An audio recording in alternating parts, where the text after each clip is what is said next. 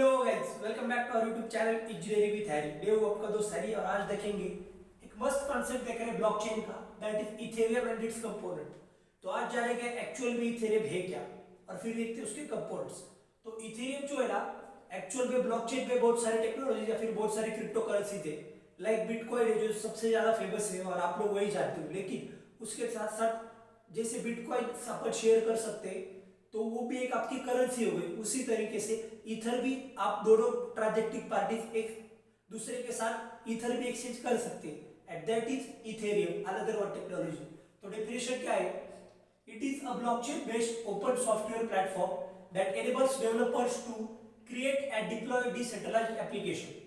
तो सबसे मेन बात क्या है, इधर देखो, ये जस्ट एक ब्लॉकचेन बेस्ड टेक्नोलॉजी नहीं है कि जिसके ऊपर खाली ट्रांजैक्शंस हो रहे हैं। No, it is also a platform that enables developers to create and deploy decentralized application। तो इससे इसकी सबसे बड़ी खासियत क्या है, यहाँ पर डी एप्स जो होते हैं डिसेंट्रलाइज्ड एप्लीकेशंस, वो डेवलपर्स क्रिएट भी कर सकते हैं और आपके अलग अलग मोबाइल फोन लैपटॉप इस पे डिप्लॉय भी किए जा सकते हैं with the help of Ethereum. दूसरी चीज, it was the first technology that used the या फिर उसने क्रिएट किया स्मार्ट कॉन्ट्रैक्ट। स्मार्ट कॉन्ट्रैक्ट सबसे पहले मार्केट में किसने लाया और किसने क्रिएट किया या यूज किया? That was the Ethereum.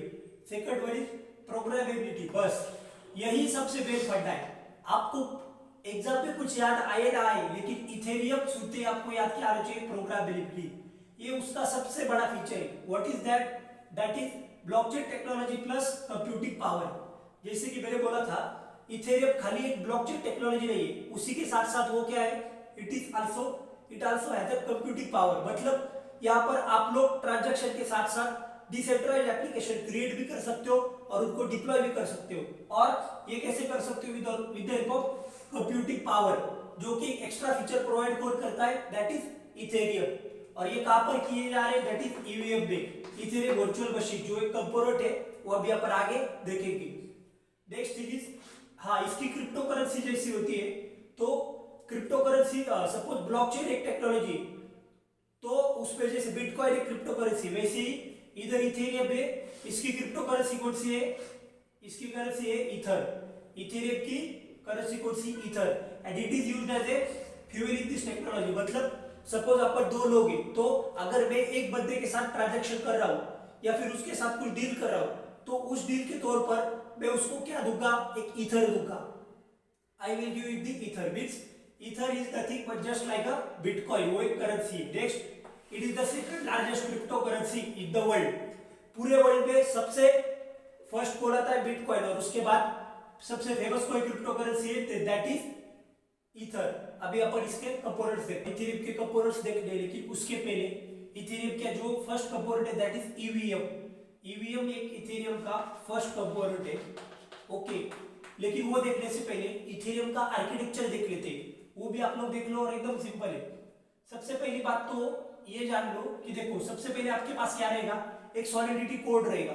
वो एक सॉलिडिटी कोड है, तो ये जो सॉलिडिटी कोड है इसी को आप लोग क्या बोल सकते हो? This is your source code.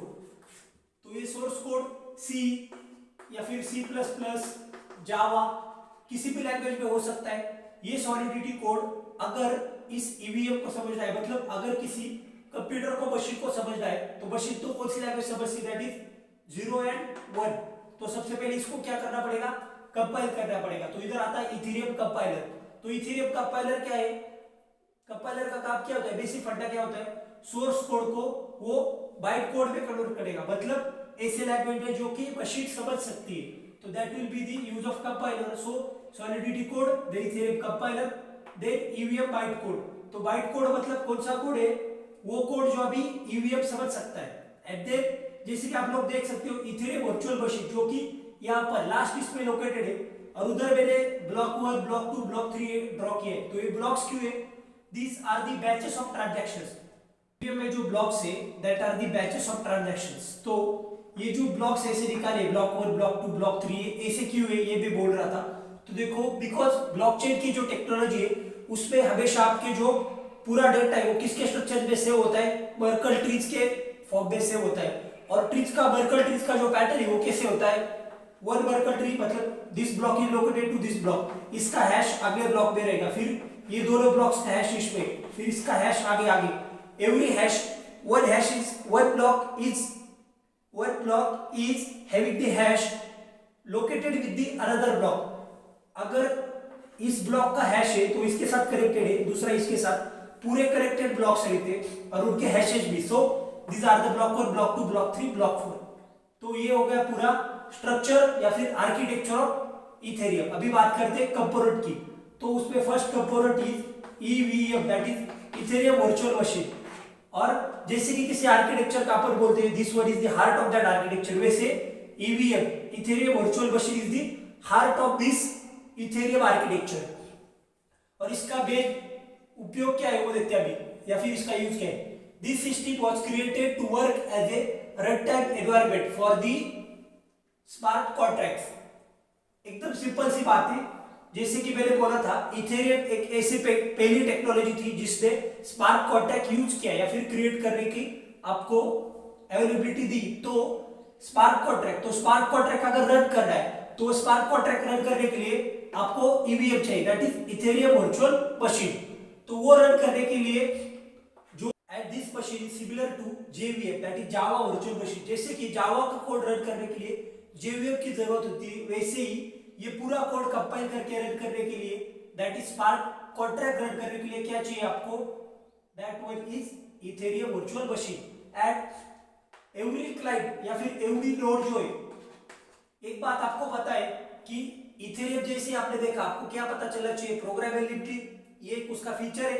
And second thing क्या पता चलना चाहिए आपको उसके बारे में, दैट इज डिसेंट्रलाइज्ड। डिसेंट्रलाइज्ड मतलब थाउजेंड्स ऑफ कंप्यूटर्स रहेंगे, थाउजेंड्स ऑफ नोड्स है, लेकिन हर एक के पास ईवीएम है, हर नोड के पास ईवीएम है। इसके लिए वो स्मार्ट कॉन्ट्रैक्ट वेरीफाई कर सकता है, रन कर सकता है और डिप्लॉय कर सकता है। ओके, ये काम किसका है, ईवीएम का।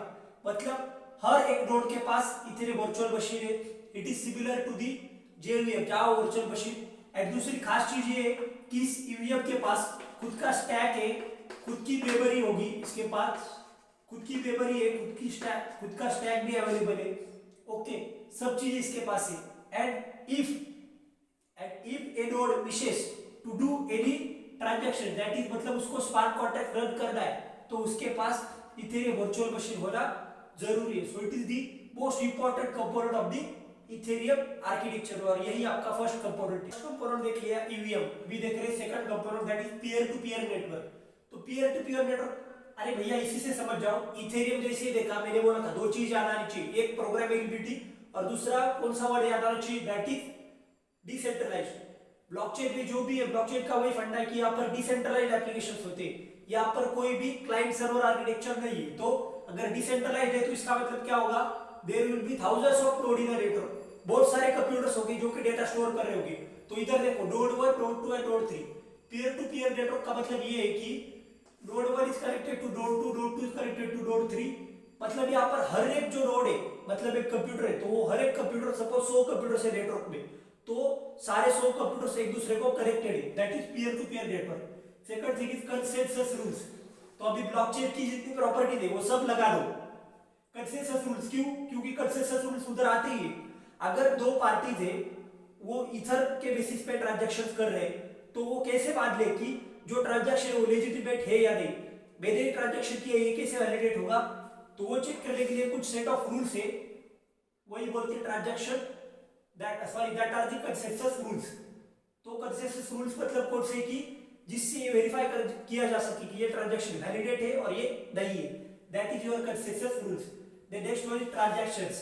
तो ट्रांजैक्शंस मतलब सिंपली कुछ नहीं, मैसेजेस सेंट एंड रिसीव। एक इथेरियम के पूरे नेटवर्क में कोई भी अगर एक मैसेज आ रहा है और जा रहा है तो उसको सीधा बोल दोगे ट्रांजैक्शंस।